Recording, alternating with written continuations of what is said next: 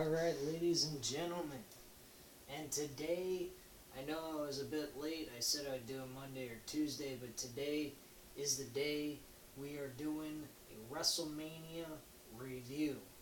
Today I'm doing WrestleMania 17, going a little bit further back in time than the other reviews I've done in the last couple of times for leading up to WrestleMania 31, which should be a fantastic blast. But with that being said, just a little bit of a mention, as you guys may already know, Brock Lesnar is signed by WWE for a 3-year deal, to be exact.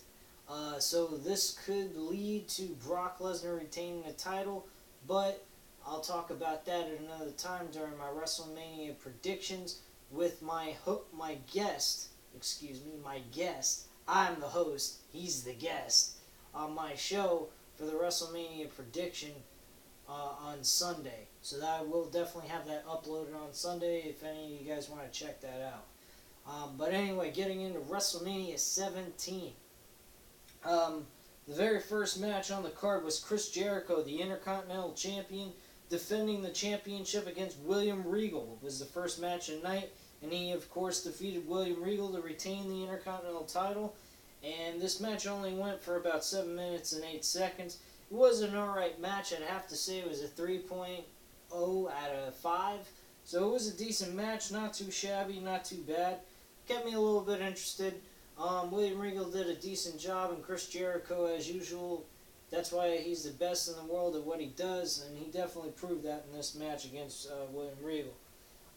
The next match is Taz, Acolytes, and the Acolytes with Bradshaw and Farouk versus the Right to Censor with Goodfather, Val Venus, and Bull Buchanan. The Acolytes and Taz beat the Right to Censor.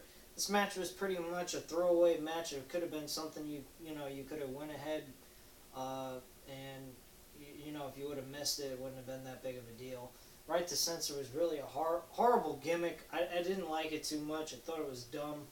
Really shouldn't even been in there, but that was only one of the few bad gimmicks they had in the Attitude Era that I really disliked the most, but it wasn't bad at all. I mean, it wasn't something I would sit through and watch. I mean, it wasn't even that long. It was about 3 minutes and something odd seconds.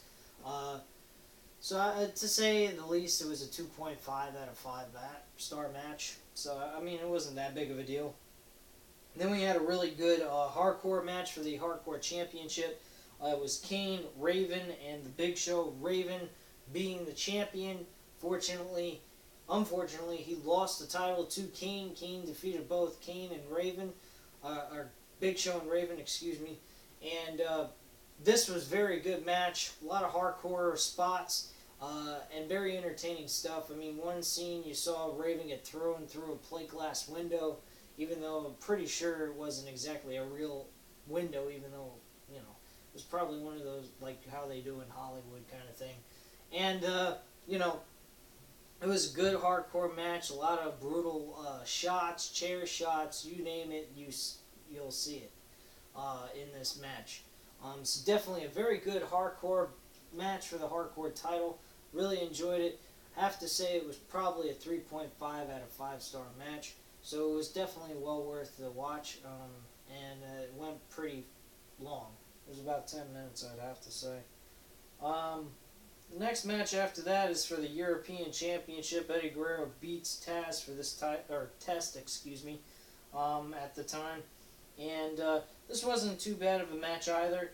It would have been better if Eddie Guerrero was actually facing, a better opponent than Test. I wasn't too much of a fan of Test's work. I didn't think he was that great of a wrestler. I thought he was okay, but I could take him or leave him, really, to be honest with you. Rest in peace, Test, and all that.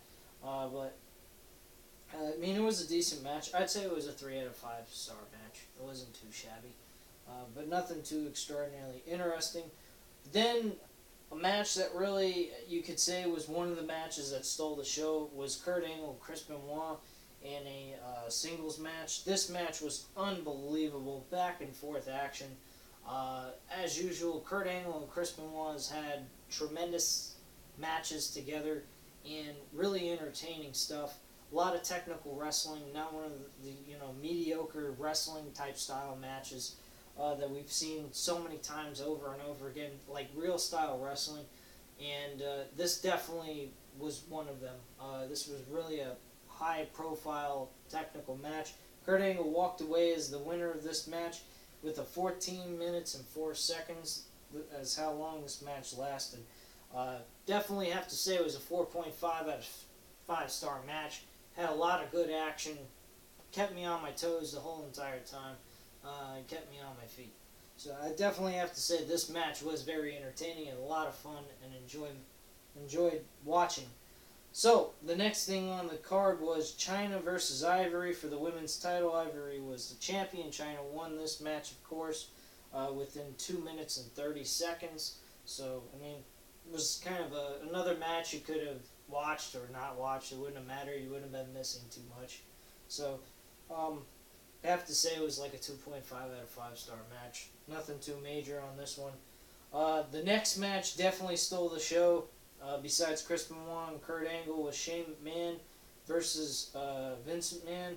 Father versus son match. It was really, they had a lot of good spots, especially that, memorable spot where, Vince McMahon's laying in the corner with a trash can in front of his face and his son leaping from one side of the ring to the other, which I don't believe was really done in WWE before. So if you didn't watch like ECW with Rob Van Dam, you wouldn't have never seen this before, so you wouldn't be too familiar with this. And it was very interesting and it was unbelievable to me because I didn't know where you could watch ECW at the time. But at this point they were actually out of business, but at one point in time they were on TNN, and I didn't know that at all, or what time they were on TNN at the time. So this definitely, that's just that one spot alone made the whole entire match, bottom line. So I mean it was really an interesting match. The next match, it doesn't even have to, I don't even have to get in. Oh yeah, and by the way, the stars for this one was a 4 out of 5-star match. Definitely a very good match. The next one, though, doesn't even have to be heavily talked about. Everyone knows this match, and if you don't, you're not too familiar with wrestling at all. So, to the ones that are familiar with this, this match is the table, ladders, and chairs match with Edge and Christian, the Dudley Boys, and the Hardy Boys. And this match, there's nothing to be said. 4.5 out of 5-star match. Definitely the one spot where Jeff Hardy's hanging from the titles with the ladder not underneath him and Edge spearing him from the top was probably the most memorable thing out of that whole entire match. I mean, that spot really made the whole match altogether. It was a memory that'll last forever in wrestling history. So definitely very good moment here. And a lot of good action that went on in this match. Definitely a lot of fun, and if you haven't seen this, I highly recommend checking it out on YouTube at least. So definitely, it was a lot of fun. Another match that came on there was a gimmick Royal Rumble or Battle Royal, whatever the hell you want to call it. Iron Sheik won this. It wasn't that big of a deal. It was kind of, in a sense, giving the audience a break, to recharge the batteries from all the excitement that they saw from 2 matches in a row, and give them, some time to relax, catch their breath, and, to enjoy the next couple of matches that would go on after this. So it wasn't that big of a deal. Didn't really care for it. Iron Sheik won the whole entire thing out of the 19 men that were in this. Kind of like the Memorial Battle Royal for Andre the Giant Trophy. It's going to be pretty much the same thing. The next thing on this card, and I don't even give that any stars, that's like nothing, that's pointless. The next thing that's on this card was The Undertaker and Triple H. Of course, Undertaker beating Triple H, and beating him in incredible fashion. I mean, he pretty much dominated this whole entire match. Probably the most dominating match Undertaker's ever had in a WrestleMania match I've ever seen, really. I never seen Triple H get his ass kicked so much, but at this time, I actually really enjoyed watching Triple H get his ass kicked because I couldn't stomach Triple H at the time. So it was a lot of fun watching him get his brains splattered all over the place. A few moments here and there, Triple H was gaining some momentum back into the match, but not so much until the end where he got Tombstone Pile Drive and Last Ride his ass straight to hell. So definitely a lot of enjoyment there.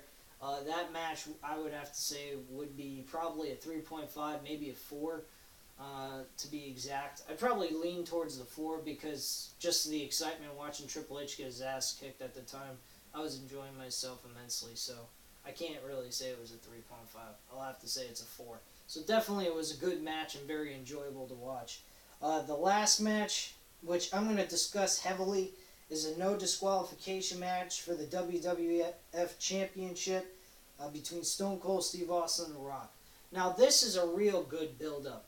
The way they built this match up, if you guys don't know about this, let me just give you a little bit of detail. I won't give you a huge bundle of detail because I'd be sitting here probably for the next 30 minutes explaining this.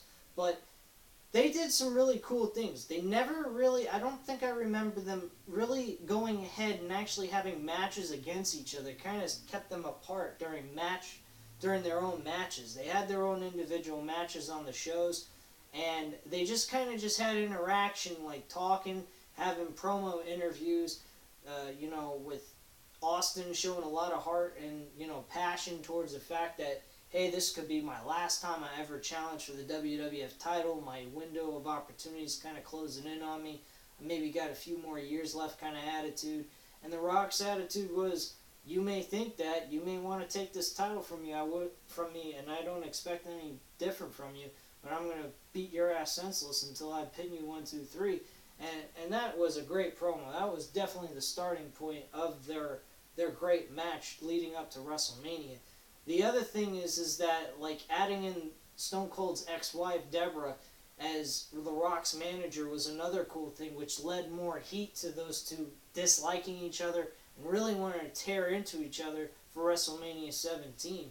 So there was so much build-up leading into this that it made the match so great that if you fucked up with this match, it's on you, man. And that's really where it lied with this match. They did everything picture perfect for this entire build-up from beginning to end. There was nothing you could say or do that could say that this was a horrible build-up. Probably the best build-up between the two out of the 3 matches at WrestleMania. 15 was kind of okay. It wasn't that bad. 19 was pretty decent. I liked the 19 build-up, but this one was by far their best build-up and best storyline leading into WrestleMania between these two. So definitely, I really enjoyed the build-up, and the match itself was unbelievable. The only thing I disliked was the ending with Austin and McMahon. I really never imagined them doing that ever.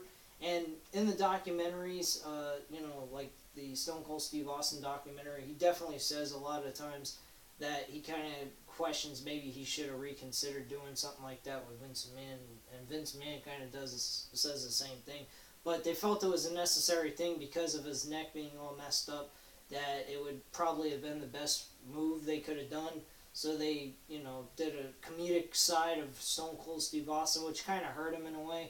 But that was the best thing they could have done for him at the time, so that he could recover from his neck injury and everything until he was fully healed and he could go back into action and do more matches and be more involved on the show. But yeah, this match was really good, very long. I think it was probably, let me check, 28 minutes and 7 seconds. So it was almost 30 minutes long. Both of them were bleeding, battered up, busted up. I mean, you name it. They put everything they had into this match. I mean, granted, it was a script match, but they beat each other senseless. I mean, they did everything possible to make this more believable as a real-life event than you could have possibly imagined. And this match, bottom line, is, I'm going to just say it, fuck it, it's a 5 out of 5. It was a perfect match. There was nothing you really could say or do to say that this wasn't. The build-up was great, so was the match. It equals a 5. There's nothing else to say about this. So, bottom line, guys, this pay-per-view was really great. It was one of WWE's finest WrestleManias of all time. There's probably a few other ones that are just as good, if maybe a little bit better. I'd have to say, and I'm just gonna let you guys get a headliner here, just to let you know. I'm gonna be doing WrestleMania 20 on Sunday as well, besides doing the WrestleMania prediction for WrestleMania 31 with my guest that's going to be on my show today, on Sunday, excuse me. So definitely catch that, because I feel like WrestleMania 20 was probably the best one out of all of them. Not because, it just had so many great matches, and there was 12 matches on this card, 12 of them, 5 hours long.